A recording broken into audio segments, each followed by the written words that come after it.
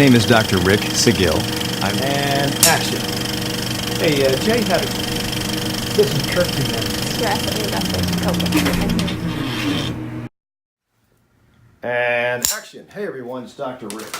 Abraham had a question about an 8-hour fast. 8-hour fasts are actually pretty easy. You have to slowly get yourself into it. But before we get into that, don't forget to hit the subscribe button down below. If this is the first time you're finding me, and the alert button to find out when new videos come out. So 8-hour fasting. The idea with a fast, just the idea with a fast is that when an organism, an animal, or actually any lower organism than us, experiences famine, there's a sense of starvation. With starvation, whether it's profound, like prison camps in World War II, or whether it's mild, like missing breakfast, there is a trigger of several hormones that says to the body, okay, there's no food around. And I think there's a built-in reflex mechanism in the humans, and probably all lower life forms, that when the trigger is sounded, or when the alarm is sounded, changes in metabolics occur. So just think of it this way. When you go to the opposite, when you have a plethora, an abundance of food, there's also a signal, which most of you probably know. Think of Thanksgiving. Think of a barbecue. You get overly stuffed. And sometimes what happens is you continue eating, even though you're overly stuffed. You know that, oh, my everything's tight. And yet we continue eating or drinking, even though we're maximized to full. In Okinawa, and there's something called Hara Hachibu, which says, wisdom says, push away from the table when you're 7th to 8th tenths full. I think it's a great concept to practice. In Italy, you have concepts where you just eat slowly. You have several different meals, and you eat slowly. You drink wine. You talk to other and enjoy the company of other people, family, and you then walk outside afterward. Passeggiata, I think it's called. So only in America do we ignore the senses of fullness. Only in America do we just sit down after eating and eat more.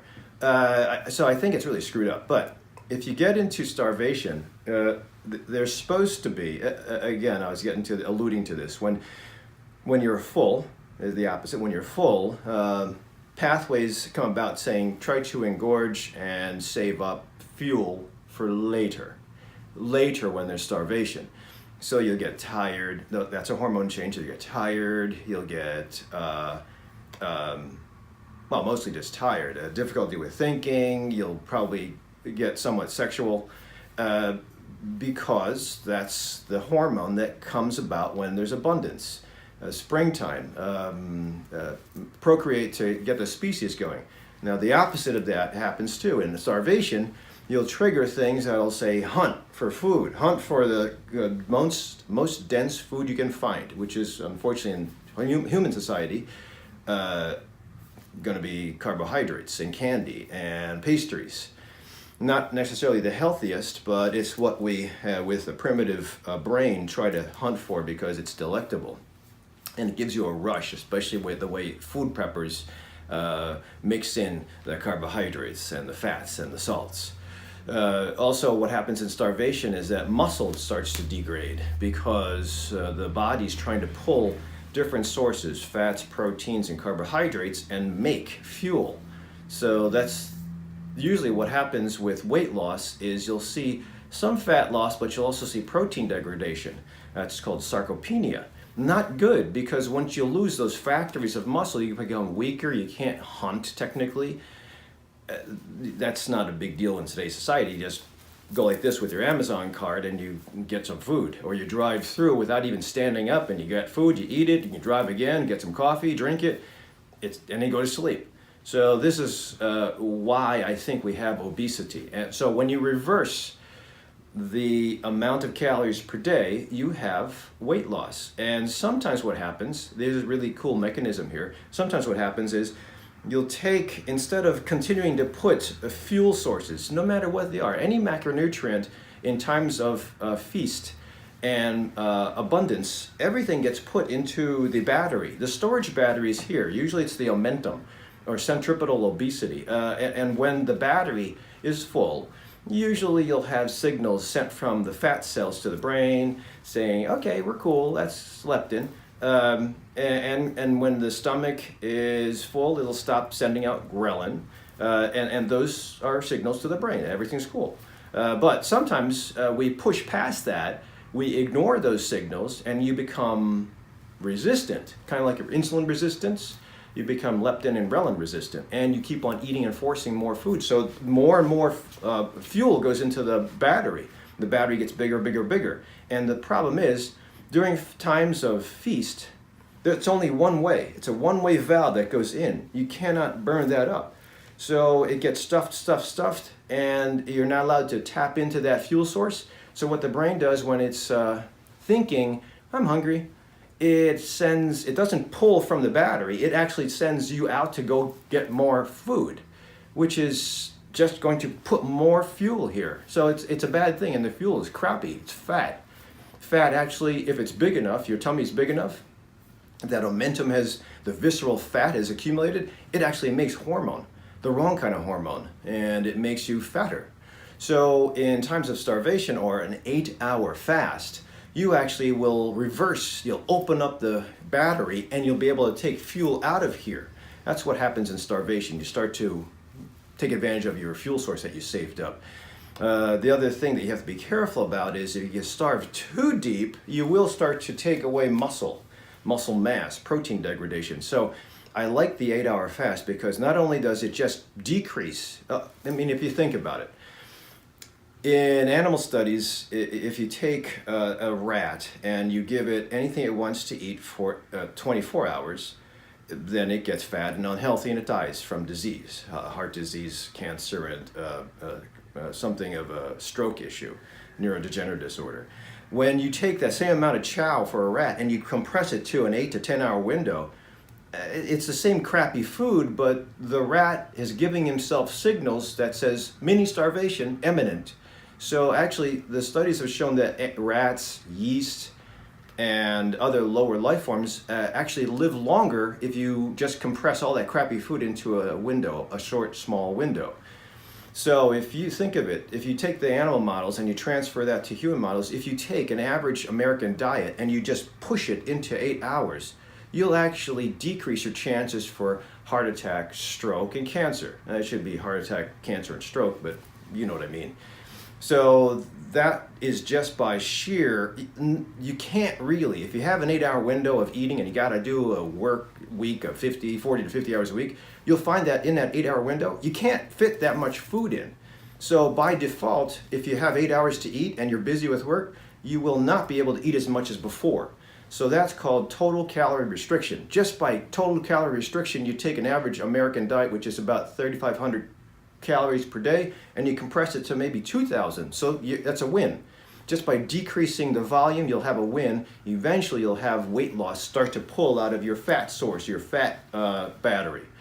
Number two, if you're dedicated and you're actually contemplating, okay, I've got 8 hours, I want to eat healthy because I'm going to work out the next day. Don't forget, you have to work out too, or exercise, resistance and cardio. So if you start to become mindful of your nutrition sources, then you actually will choose better foods. So not only do you compress the total calories per day, caloric restriction, you also are choosy with the calorie types, the macronutrient, dietary restriction. So those are two big words. Calorie restriction, decrease the total volume of the calories and fuel you take. Dietary restriction, decrease the types of calories and fuel you take in. So higher quality versus useless calories. Candy, most pastries, sugars and creamers and high carb, high glycemic index foods are crappy. The fuel is high, the nutritional value is low, so it goes straight to here. So if you have high volume, or at least high quality in your limited amount of calories per day, high quality fuel sources, you will not trigger an insulin response. I had that little thing on my arm to test my glucose per day or any time of the day. So what I did is I tried to manage by keeping my glucose levels in the bloodstream low.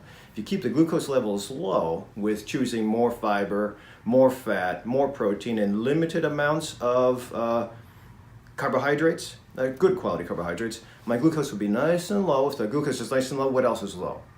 Insulin. If insulin and glucose go along through 24 hours and they're low, you don't insulin spike. I mean, you need insulin, but if you spike all day long because you have nothing but creamer, I tasted somebody's coffee the other day, and it was actually ice cream with a splash of coffee. It wasn't coffee with a splash of creamer.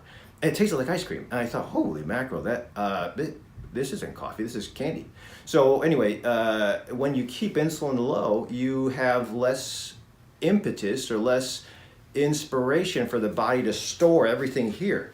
So again, when you have plethora and you have abundance, insulin is high because you're eating a lot of stuff.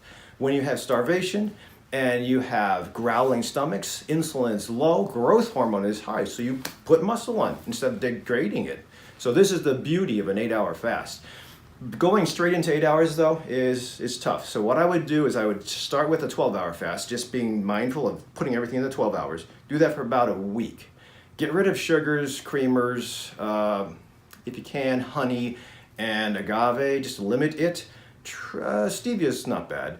But if you can get used to 12 hours for a week, and then a week after that, 10 hours, then a week after that, 8 hours, hopefully you'll be able to, that's just my suggestion, you'll be able to kind of go higher and lower than that depending on your tolerance.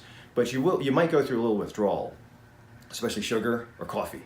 So watch yourself, just prepare for the aches and pains, and try to limit it, and hopefully when you get to the 8 hour, you'll find it's easy. So I didn't have anything from 8 o'clock last night until 12 o'clock today, 12 or 1, depending on my schedule. So I'd say try to do it, try to maintain, make your choices compressed into 8 hours at the end of wherever you're getting to. You can even exercise fasting. If you're trying to take in protein after exercise, that's okay, but try to keep it within that 8-hour window. If you are going to withdraw from coffee or tea, I have green tea here, I'd say that's okay, because if you take that in the morning, you still won't spike an insulin hit, but you will at least still be able to limit your total calories per day, and you'll be able to indulge in a little caffeine if you need it. So I'd say this is great for Abraham. Other people, try it. I'll put links down below for my other fasting videos, and hopefully we'll all meet at a better level, just like Abraham, beating the diseases that cause most Americans to get into the doctor's office. In Abraham's case, cholesterol and diabetes or blood sugar have probably been knocked out of the park. I'll try to put addendum on my video once I get Abraham's results. So don't forget to subscribe to me. If you have any comments on how you tolerated your fast or what you do, then put them down below. Another thing, if you're having problems with getting to the fasting mimicking diet, then this is a great option. But if you're having problems getting to an 8-hour fast, there are medicines that sometimes help you get to that point. Appetite suppressants, you just have to be careful about the side effects of those medicines. And I can't use them for a long amount of time because they can't cause side effects or dependence. So again, thank you for watching until now. Otherwise, I'll see you at the next Minute Clinic.